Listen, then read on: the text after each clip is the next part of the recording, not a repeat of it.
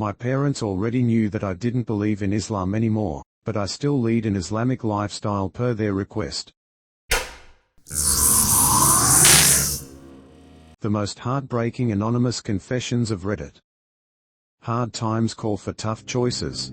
Before I tell my story, I need to say, please don't judge me, I'm at my wit's end. I'm now at the point of no return. I find myself posting here to let out my thoughts. I am the mom of young twin boys. They lost their dad tragically when they were infants. Somehow I have managed to make it through life since then, even with such a big piece of my heart gone. I don't ask for sympathy or anything, just venting. I've lived on a tight budget for a few years now. There have been plenty of times I've ate a piece of bread for the day in order to avoid my babies going without. I just can't do it anymore. I'm counting wipes, portioning food, doing any and everything to survive. There have been so many days I wanted to quit, but I refuse. Most people would look at me and assume I have my shit together. I hear it all the time. Little do they know the simplest things are so hard for me at times. Well, last day to pay my electric bill before it's turned off is tomorrow. I somehow let it slip. Shit happens. But knowing it's an absolute necessity and knowing I don't really have anyone to turn to, I feel like my back's against the wall. I have a male co-worker who has offered to help me with some money, but of course that comes with a big cost to me, my body. I feel disgusting even thinking about it. I've made it so far and done it by myself for the most part, but life happens. I refuse to let my kids feel any type of pain or suffering because I'm broke. I refuse to let them go without. I need basic needs like pull-ups, groceries, and my electric bill paid. So tonight I will do what I have to do. Again, I beg to not be judged. I needed to vent and thought this would be a good outlet since it's anonymous. I know I have to live with this decision for the rest of my life, but at least I will know my boys will have what they need until my next paycheck. Have a great day to all who made it through my confession. I already feel like shit about it, just sending the message to set the date up for this evening. I don't know if I have the strength to make it through the day, but I pray a lot and will pray that this too shall pass. Somebody replied, I commend you. Doing what you are doing for the sake of the children. Selfless act. You're an awesome mom. It sucks that you have to even think about doing what you confessed, and I wish you were closer so I could help you out. Keep your chin up, and don't let the thoughts drag you down. I hope everything works out for you. Your kids are lucky they have such a loving and caring parent. My sister was left dead in her dorm room for 4 days. It was 4 days until she was discovered. We called for a wellness check and the university told us we didn't need one because she's 18. We pushed, and her dorm supervisor was allowed into her room with a police officer. Her body had already started decomposing. The night she died, I was hanging out at a film student event at my university with my friends. I hate myself for it, for drinking beer and laughing while she passed. For not knowing. My last messages to her were memes. We always did that for each other. I wish I could have done more for her. I feel guilty every single day. Her death and being found anniversary are in a few weeks. They suck every year. I call it Hell Week, because you feel every single scraping second that drags by knowing she was left there, all alone, with no one looking for her. I'm devastated and miss her a lot. I regret not doing more every day. She was my best friend. My little sister. She deserved better, and I didn't give her that. I've never told anyone about this, but I fathered a child with my brother's wife. About 8 years ago, my brother got married. She was a really nice girl and we hit it off immediately. It started out as just a friendly relationship. I'd bring whoever I was dating at the time on double dates with her and my brother. But the more I got to know her, the more I started falling for her. That, as you could probably guess, evolved into a romantic relationship. Our first sexual encounter was when we were on a trip with my parents. Not everyone could fit in one car, so my brother went with our parents and his wife rode with me. Along the way, we stopped and she made me feel good. We told him we stopped at a convenience store to get some water and he believed it. Over the next year we saw each other often. My brother has a job that requires him to be at work all the time, so sometimes we would get together every day of the week. Then she got pregnant. I was the first person she told since she said she was certain it was mine. When she told my brother about being pregnant, he just assumed it was his, even though they didn't have sex very frequently. I guess he just couldn't imagine her cheating, so, in his mind, it had to be his. When the baby was born I was there in the hospital. It felt weird knowing that it was my baby that was being born, and the only people that knew it were the mother and me. I also felt really bad because of how proud my brother was to be a dad. I hooked up with his wife a few more times after that, but with the baby, our relationship started to fizzle out.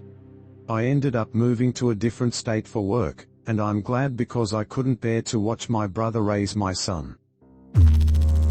My husband was supposed to be a one-night stand. Before I met him I wasn't really looking to date, but I just wanted some attention and passion. My roommates convinced me that to really move on from my ex I just needed to have a one-night stand. It would help me move on and get back into the swing of things, they said. I had been single for about 9 months and it had been almost a year since I had been with anyone. I didn't plan it or anything, but the company I was working for at the time did a monthly game night, so I went. My now husband and I were on the same team and were flirting a bit. I was planning on resigning the following Monday as I had received a better offer, so figured why not, and I decided to try my luck at seducing him. He came with me back to my place, and well, you can guess what happened.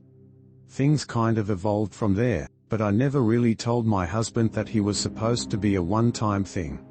I guess my seduction skills worked. Together almost 11 years, married for 9, 4 kids, a house, a dog, and a cat. I, a 26-year-old female, cheated on my boyfriend with a stripper he saw almost daily, and I'm glad I did it. It was the best decision I ever made. My now ex-boyfriend was emotionally and verbally abusive. He'd call me derogatory names when I didn't do something he wanted, and he'd make hurtful comments about my body. I'm not even overweight, but I have body dysphoria. I was crying every single day. I wanted to leave him, but I couldn't because I was emotionally dependent on him for everything, and we were living together. He started going to strip clubs and being open with me about and telling me he enjoys seeing women that look better than me. He went so often that I felt like he was cheating on me.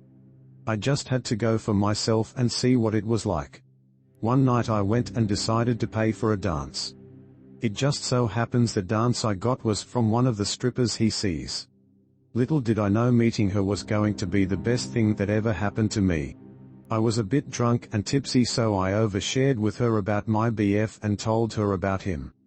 She said she knew who I was talking about because he'd always talk badly about me to her and the dancers. I just broke down and cried right there like a big idiot in front of her. She gave me a tissue to wipe my tears and gave me a huge hug. She said she didn't know what my boyfriend was talking about because she thought I was beautiful. It made me cry even more because it made my day for a girl to think I'm pretty at least. I kept going every so often, then eventually we exchanged numbers and started going out. I was so surprised to see she dressed like a boy when she wasn't working and to learn that she was gay. She told me she doesn't like men at all, but she makes good money off of them. People really surprise me a lot. She had the cutest personality ever. She opens doors for me and would ask me if I was tired or if I had anything to eat. I realized I was attracted to her and she was attracted to me. This kept going on for a few months. One night she kissed me and told me to leave him and to move in with her. We spent the night together and she made me look at myself in the mirror and tell myself I'm beautiful. I thought it was time to leave him because at that point I realized I was in love with her and I deserved better than to be emotionally, mentally and verbally abused almost every day by someone I used to love. While he was at work she helped me pack up everything. I sent him a text detailing why I was leaving him. I changed my number and blocked him on everything. I live with her far away from him and haven't heard from him in months, and honestly I'm glad. I don't care about your opinions on my cheating on my boyfriend. I have no regrets. If I never cheated on him, I would have never found the power to leave his toxic and abusive ass and be with a girl who loves all of me and makes me feel so beautiful. We've been together for 6 months and I'm still so in love with her. She's still the same loving and sweet person she was when I first met her. And she's amazing in bed, like full-blown amazing. She makes me come all the time and he hardly ever did. Maybe only once a month if I'm being honest. She works at a different strip club now and I found a new job I'm starting soon and I'm so excited for new shit to come my way. I feel so blessed and lucky. I spend $2,000 on a tailored suit and my wife is calling me selfish and pretentious. I work in an office and make just a shade under 6 figures. Pretty good salary, but nothing spectacular. Where I live, it's enough for a very comfortable living. I'm 45, married, she's 47, and we have 2 kids, a 14-year-old girl and 10-year-old boy. My wife is a stay-at-home mom. We've been married 17 years. I've always wanted to have a nice suit. We're required to wear suits at work, but for my entire career, I've always been at the same company. I've always had dumpy suits, the 3 for $200 kind of thing. I'm not entry-level but not management either. Let me make it clear that I never deny my wife or children anything and have always prioritized their needs and wants. An agreed-upon portion of my salary goes to our savings and retirement, some goes to the kids' college funds, all our bills are paid, we don't have any debt. We used to have many thousands of dollars of my wife's student debt, but my salary eventually paid it off. And my wife certainly has a generous allowance every month to get her hair done, nails done, buy clothes, go to yoga, go to brunch with the ladies and so on. Several $100s a month. My own, personal expenses are very low. My wife herself cuts my hair, I don't really buy clothes except for socks and underwear, and my wife is most often the one who buys that stuff for me. Despite me making a good salary, I can't really justify getting a gym membership for myself, and I don't want to glom onto my wife's yoga because that's her thing and I want her to have her space. We have our date nights a few times a month, so that's a shared treat. Anyway, the point is I've always been into fitness and have always been a runner and kept in good shape, especially for my age. But my suits make me look like a doofus. I've always wanted a tailored suit and never owned one in my entire life. I decided right when pandemic hit that I'd start saving money from my lunch allowance since I didn't go to the office anymore and set it aside to buy a suit from a manufacturer whose ad I saw in one of my wife's fashion magazines. I told her I wanted a suit like that, but my wife just laughed it off. As a side note, just one of her several designer purses costs as much as the suit I eventually got. Well, fast forward almost 2 years and I had a nice pretty chunk of change for myself. Even though I returned to the office long ago, I got used to just making my own lunch and saving money.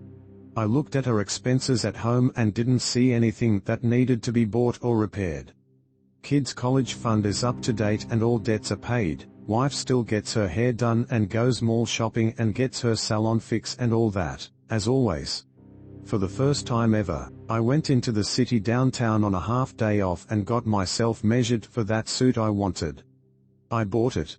My wife doesn't really get up before I go to work, so the day I first wore it she didn't see me leave in it. But she saw me when I got home and she was really shocked and asked me if I went to a wedding without her or something.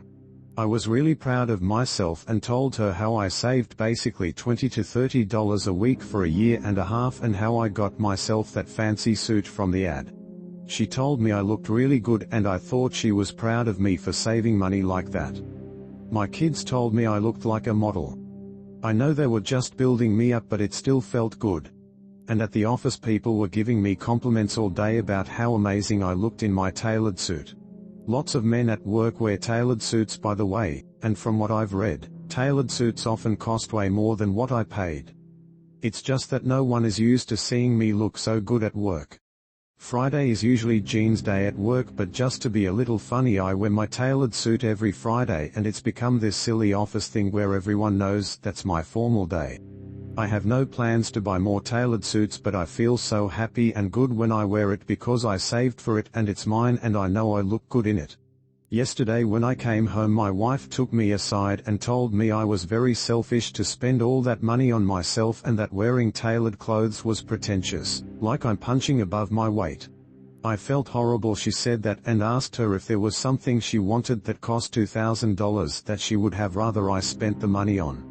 She just said it was sneaky for me to buy something so expensive without telling her. I don't know. She spends money at will from what I earn and I don't ask her about it. If she wants something she buys it. If she wants to spend $50 on lunch with her friends, whatever. The only thing I guess where she has a point is if she wants to buy something especially pricey, like if she wants a new wallet or shoes that cost more than a few $100s, she'll ask me if it's okay and I'll always say yes, use your best judgment, bills are paid and it's fine. Maybe I should have told her before I bought it. I realize now that I didn't tell her because deep down I knew she'd shit all over my plans. No. I'm not trying to look good for any other woman, and yes, wife and I still bang regularly and well. I just feel like crap. Still not going to stop wearing my Friday suit though. I was pimped out till I was 18. I, a 30-year-old male, was kicked out at 13 after my parents caught me making out with another boy on my middle school football team. I was on the streets for a few months before I met this rich college kid TJ, who was like 23. We started dating, and he'd get me whatever I wanted, put me up in hotels, buy me all the food I wanted and made me feel like I was in love. Then he wanted me to watch me with his friends. When I refused he beat the shit out me and said I owed him for all the stuff he did for me, that I should be grateful. I complied. He then took me to the house he kept his others. 4 other boys and 5 girls. We had to work every day or he'd kick the crap out of us. I spent most nights on my knees or on my back. This lasted till I was 18 when I found out TJ killed a boy because the kid refused one of TJ's weird friends. I stole some money and ran and never looked back. I somehow met this lady who was helping people like me get off the streets and she got me in a program. I just told my mom I'll be taking off my hijab tomorrow. I, a 17-year-old female, told my mom that I'll be taking off my hijab. I was really nervous about this, but I thought it over and discussed with my therapist. Knowing I had a place to live if things go wrong. I felt like this was the best time to tell her because I just graduated high school. And the day after I tell her, I was leaving on a week-long trip with my non-Muslim grandma. My parents already knew that I didn't believe in Islam anymore, but I still lead an Islamic lifestyle per their request. But when I told them everything went terribly, I am extremely distraught and cannot stop crying. I'm supposed to leave for the trip in an hour but I haven't packed at all and I don't even know if I have to pack hijabs or not. To begin, my hair looks terrible. I wanted a pixie cut but the hairstylist gave me a ball cut. I feel and look ugly. I told my mom the news last night, and before I spoke to her, I told her how much I love and appreciate her. I thanked her for all that she'd done for me, and clarified that what I'm going to tell her will be disappointing but still something that I want for myself. When I told her I'm taking off the hijab, she was quiet and looked me in my eyes for a few seconds. I was really nervous and couldn't maintain eye contact. She asked me if I was just planning to go on that plane without it on. I told her that that's what I want to do but I was still going to run it by her first. She then told me that I'm an extremely selfish person, and that I've never had to beg on my knees for God since I've never needed Him. She said that my life has been so easy and that's why I choose to not believe in God. I clarified that the reason I don't believe in Islam is because that religion violates human rights and has many scientific fallacies. I don't believe in Islam because of that and not because I think I'm all high and mighty. That's when she began yelling with her finger in my face. I got really scared because I honestly thought she might hurt me. She said that I just can't get over what happened to me in the past and that's why I hate Islam. I never said I hated Islam, I've always said I just choose not to believe in it. The past she's referring to is when I liked a guy and was innocently texting him. We just had casual conversations for a day or two and nothing inappropriate happened. In fact, he acted like he didn't even know me at school. My parents found out and flipped their shit. I got taken out of school abruptly, no phone, and was completely isolated. I remember sobbing outside my mom's door begging her to change her mind, because her taking me out of school was because of my stepdad's influence. When she finally had enough, she choked me against the wall and yelled, spotting in my face how I disobeyed God. So when she was yelling at me again and coming close, I thought that she might hurt me like last time. She said a few other hurtful things and stormed out of my room. I was really scared and locked my door, but I still couldn't sleep because my parents have my room key. In the morning my mom didn't speak to me at all. So I called my grandma and told her what happened. She completely switched up on me and told me that I'm a minor and I have to do what she says. The only reason I felt like I could take off my hijab was because I thought my grandma would take me in if anything happened, and that's what she previously told me. She told me that she supports me and I could live with her if things got rough. But now that it counts, she went back on her word. So I told her that and she said that it was out of her hands and I just have to talk to my mom. So I contacted my therapist and told her everything that happened between my mom and grandma. Even expressing how badly my hair looked and how everything was falling apart. She apologized about what happened and asked if I wanted a session on Wednesday. I told her I'd be gone by then, and I guess to lighten the mood she texted me that I could always go back to hijab, and to talk to her when I get back. I have absolutely no words. I feel like everything is caving in on me. My supposed support system came crashing down and I really regret saying anything at all. This was all a bad idea. I'm supposed to leave in an hour but I just can't stop crying or get out of bed. I haven't even packed yet. I really regret all of this. It was a terrible idea. Somebody replied, did you know that 80% of the mass of a rocket ship is discarded after the first phase? Most of the energy goes directly to the initial separation from Earth's atmosphere. It's referred to as escape velocity, and we need a shit ton just to escape the Earth's pull of gravity. Once we do that, we basically just float to the moon. Life can be like that. Our social supports are the gravity that both ground us, and also keep us from intergalactic adventures, even when we're intentionally trying to leave. You did a big thing. You collected your energy, and defied gravity. Of course it's scary. You left home base. You're headed to outer space. But the pull you feel from the surface isn't indicative of where you want to be, only where you've always been. You're almost there. While space is unforgiving, it is a type of freedom that many people will never experience. It's worth it. Once you've fully established your new boundaries, you'll float much more easily toward your new life. I hope you enjoyed today's confessions. Subscribe to keep updated on this sobering content.